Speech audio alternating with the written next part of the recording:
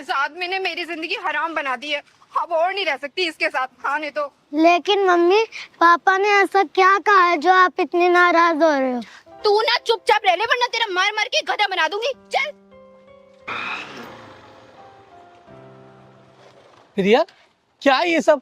हाँ, और तुम घर छोड़ के क्यों आ गई? तुम ना एक बात कान खोल के सुन लो, अब मैं और मेरा बेटा तुम्हारे साथ बिल्कुल नहीं रह सकते। अरे क्यों नहीं रह सकती? अभी मैं आया, पड़ोसी ने बताया कि तुम घर छोड़ के चले गई, कोई पंकज को लेकर। हाँ, क्या है ये सब? बोल दिया ना, नहीं रह सकते मतलब नहीं रह सकते। अरे यही तो पूछ रहा हूँ, क्यों नहीं रह सकते? किया क्या है मैंने ऐसा? पापा, आपके जाने के बाद ना पड़ोस वाली कानी आंटी ना हमारे घर आती है और पता नहीं क्या क्या कहती है मम्मी से आपके बारे में। तू ना चुप कर वरना तेरे मुंह पे चाटा लग जाएगा। चुगल खोल गई का। क्यों पिट जाएगा? हाँ, और बेटा और क्या बोलती है कहानी आंटी? पापा, आपके बारे में पता नहीं क्या क्या कहती रहती है मम्मी। इस कहानी आंटी ने तो मोहल्ले के सारे घर खराब करके रखती है। हाँ हाँ, मुझे ना सब पता चल गया है तुम्हारे बारे में। कौन सी ड्यूटी करते हो रात के 2-2 ढाई बजे तक, क्या कौन सा कंप्यूटर में गेम खेलते रहते हो तुम, समझे? तुम क्या बोल रही हो? पागल हो गई हो क्या? नहीं रहना तुम्हारे जैसे घटिया इंसान के साथ। चल पंकज। अरे बहन, क्या हुआ? तुम लोग ऐसे रोड पर क्यों लड़ रहे हो? और घर से बाहर ना इस तरह लड़ना अच्छा नहीं होता। और एक औरत को ना इस तरह घर से बाहर लड़ते हुए बिल्कुल शोभा नहीं देता। अरे तुम होती कौन हो हम दोनों के बीच में बोलने वाली? ये हमारा आपस का मामला है। मैं ना भाग्य लक्ष्मी हूँ, मेरा नाम भाग्य लक्ष्मी किन्नर है। और बेटा, तुम एक अच्छी खासी संस्कारी औरत हो, उसके बाद भी ऐसे बाहर लड़ रहे हो तुम। घर की लड़ाई को ना घर में ही रहना चाहिए, घर से बाहर किसी को दिखाना ना बिल्कुल अच्छा नहीं होता। दीदी आप सही बोल रही हैं, लेकिन आपको पता नहीं है, किसी ने मेरे खिलाफ कान भर दिए हैं इसके, और ये बहुत बड़ी गलतफहमी का शिकार हो गई है।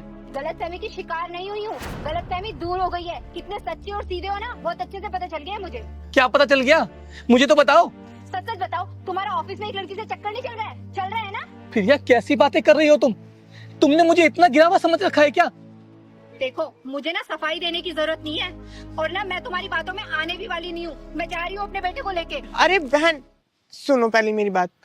तुम्हें पता है, कई बार ना हमारी आंखों देखी और कानों सुनी बात भी ना झूठ निकलती है। और तुम ना किसी के ऐसे बहकाए में आकर अपना बसा बसाया घर मत तोड़ो।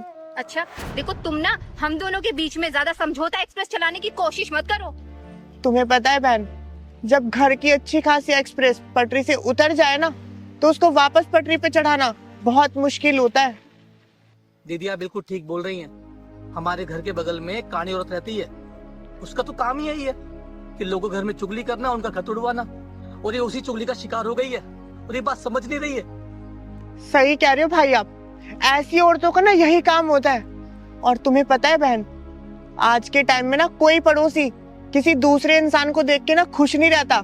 जब उनके खुद के घरों में लड़ाई कलेश रहते हैं, तो दूसरों के परिवार को कैसे हंसता खेलता देख सकते हैं वो लोग। हाँ आंटी, वो कानी आंटी हमारे यहाँ रोज आती हैं और मम्मी से घंटों घंटों बात करती रहती हैं। अच्छा बेटा। बहन, तुम्हें पता है, आज तो तुम अपने गुस्से से घर छोड़कर आ गई। कल को भगवान ना करे ये भाई ये सोचे कि जब वो गुस्से से खुद घर छोड़कर गई है तो खुद ही वापस आ जाएगी, मैं क्यों जाऊं लेने के लिए। और तुम ये सोचकर बैठ जाओ कि जब मैं आ ही गई हूँ, जब तक वो खुद नहीं आएंगे मुझे लेने के लिए, मैं भी नहीं जाती। तुम्हारी इस लड़ाई के चक्कर में ना ज्यादा कुछ नहीं हो रहा, इस बच्चे का भविष्य खराब हो रहा है, इस बच्चे की पढ़ाई खराब हो रही है। अब तुम खुद ही सोचो, इस बच्चे का भविष्य खराब करना है या फिर उस पड़ोसन की बात में आकर अपने घर तोड़ना है। नहीं नहीं, मैं अपने बच्चे की जिंदगी कभी नहीं खराब होने दूंगी, कभी नहीं। देखो बहन, जब घर में माँ बाप की लड़ाई होती है ना, तो उस चीज से किसी का कुछ नहीं बिगड़ता, सीधा बच्चे के दिमाग पर असर पड़ता है, और उस चीज से ना इस बच्चे का भविष्य भी खराब हो सकता है। भाग्य लक्ष्मी दीदी, इन बातों का ऐसे कोई फर्क नहीं पड़ता। अगर कोई कहे ना कि प्रिया एक कौवा तेरा कान काट के ले गया, तो ये अपना कान चेक नहीं करेगी, उस कौवे के पीछे पड़ जाएगी। अच्छा भाई, ऐसा तो जब होता है जब कोई कान भरने में माहिर हो। हाँ, मुझसे बहुत बड़ी गलती हो गई, मैं उसकी बातों में अब कभी नहीं आऊंगी। सॉरी पुनीत। प्रिया तुम नहीं जानती उस कहानी ने कितने घर बर्बाद कर दिए, और मैं तुम लोगों से बहुत प्यार करता हूँ, क्या तुम नहीं जानती क्या? सॉरी पुनीत, उस कहानी के चक्कर में आके ना मैं अपना घर तोड़ने चली थी, मुझे माफ कर दो। आइंदा मैं कभी किसी के कहने में आके अपना घर खराब नहीं करूंगी। कोई बात नहीं, तुम सॉरी मत बोलो, तुम जानती हो ना कि मैं तुम दोनों से कितना प्यार करता हूँ, और मैं अपना घर उजड़ते हुए नहीं देख सकता। तुम्हें पता है प्रिय बहन, पति पत्नी का प्यार ना बहुत मजबूत होता है, और ऐसे तुम किसी तीसरे इंसान को आने ही मत दो अपने बीच में। अपने प्यार को इतना मजबूत बनाए रखो कि कोई तीसरा इंसान आके ना तुम दोनों के बीच में कोई फूट ही ना डलवा सके। आपने सही कहा दीदी, आज आपने मेरी आंखें खोल दी। उस कहानी को तो ना मैं भी जाके बताऊंगी। अरे नहीं नहीं बहन, इतना गुस्सा ठीक नहीं होता। और तुम्हें पता है, जो इंसान जैसा होता है ना, उसको उसी के हाल पर छोड़ देना चाहिए। दीदी आशीर्वाद दो अपना, मैं आइंदा कभी किसी की बात नहीं सुनूंगी ऐसे। और आज आप ना होती ना तो शायद मेरा कर्ज टूट चुका होता। खुश रहो बहन, मेरा आशीर्वाद हमेशा तुम्हारे साथ रहेगा। सदा सौभाग्यवती भव। बेटा रुत, पैर छुओ दीदी के। खुश रहो बेटा, बड़े होकर अपने माँ बाप का नाम रोशन करो। थैंक यू दीदी। ठीक है भैया। चलो बैठो, अब घर भी जाना है।